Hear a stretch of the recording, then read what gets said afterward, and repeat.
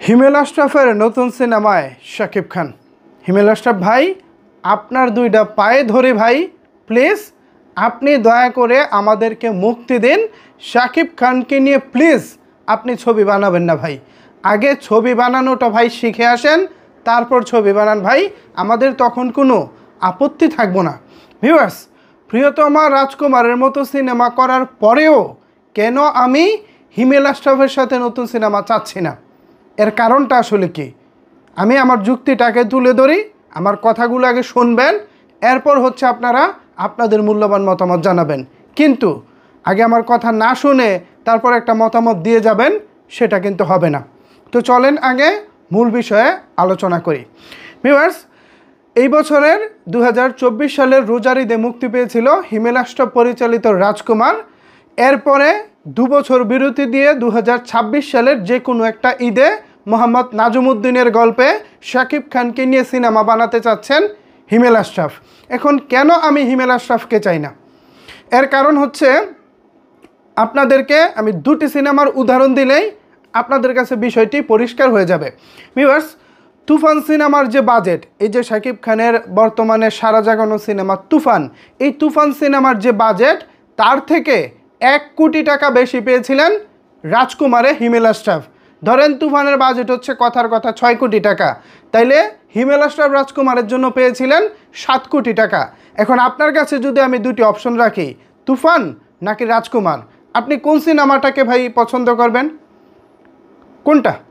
আমি নিশ্চিতভাবে বলতে পারি আপনারা বলবেন আপনারা তুফানকে পছন্দ করেন।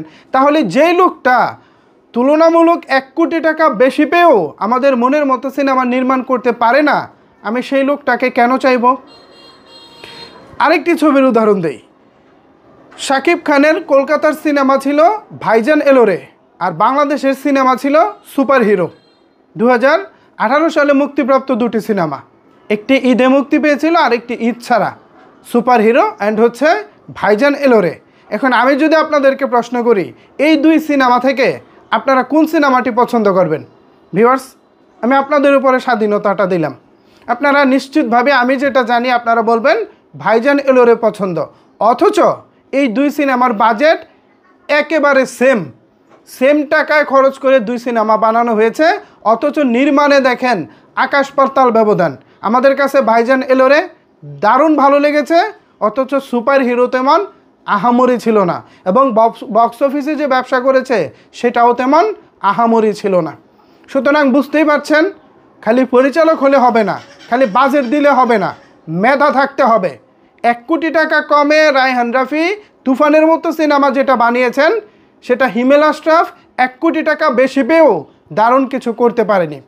এছাড়া আপনারা দেখেন, নিশ্চয়ই বলিউডের বিখ্যাত সিনেমা কাভি খুশি কাভি গম দেখেছেন। শাহরুখ খান, অমিতাভ বচ্চন, ক্যাটরিনা কাইফ, ঋত্বিক রোশন যে সিনেমাটা করেছিলেন কাভি খুশি কাভি গম, এই ছবি নিশ্চয়ই সিনেমা প্রেমী যারা আছেন আপনারা সবাই দেখেছেন। খেয়াল করে দেখবেন, রাজকুমারের গল্পের প্লট আর কাভি খুশি কাভি গম গল্পের প্লট মোটামুটি কাছাকাছি।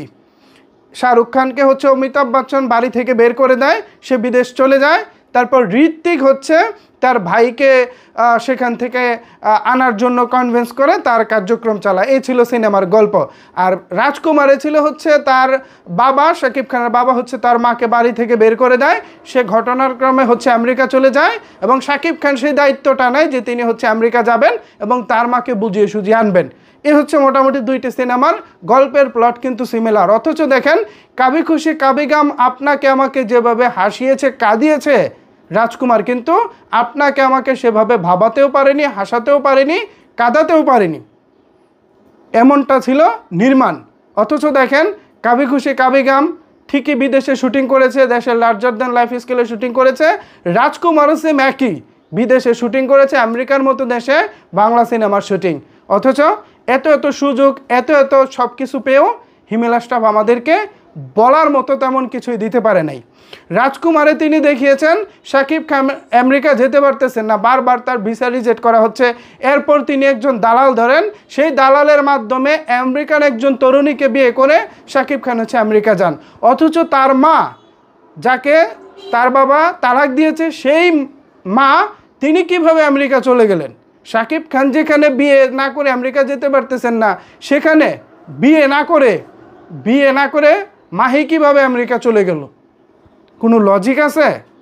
আপনারা আমাকে বলেন, যেখানে শাকিব খান বারবার ব্যর্থ হচ্ছে, শিক্ষিত তরুণ যেতে পারতেছে না, সেখানে মাহি কীভাবে গেল? আছে কোনো আছে আপনাদের কাছে? আর শেষের দিকে যে ঘটনাটা দেখিয়েছে, ভিলেনের সাথে ভাই আমার গন্ডগোল হচ্ছে আমেরিকা। আমার মার খোঁজে আমি বাংলাদেশের সাজেক ভ্যালিতে গেলাম, সেখানে ভিলেন কিভাবে জানলো? ভিলেন কি আমাকে আগে থেকে আড়ি পেতেছে? আড়ি পাতেনি। ঠিক আছে, ভিলেন যদি আমাকে ফলো করতো, যে না ভিলেন আমাকে ফলো করতেছে, সেটা একটু পর পর দেখাচ্ছে হিমেল আশরাফ যে ডিজে সোহেল কিন্তু শাকিব খানকে ফলো করতেছে, কোথায় যাচ্ছে না যাচ্ছে। অথচ ডিজে সোহেল কিন্তু ফলো করে নাই।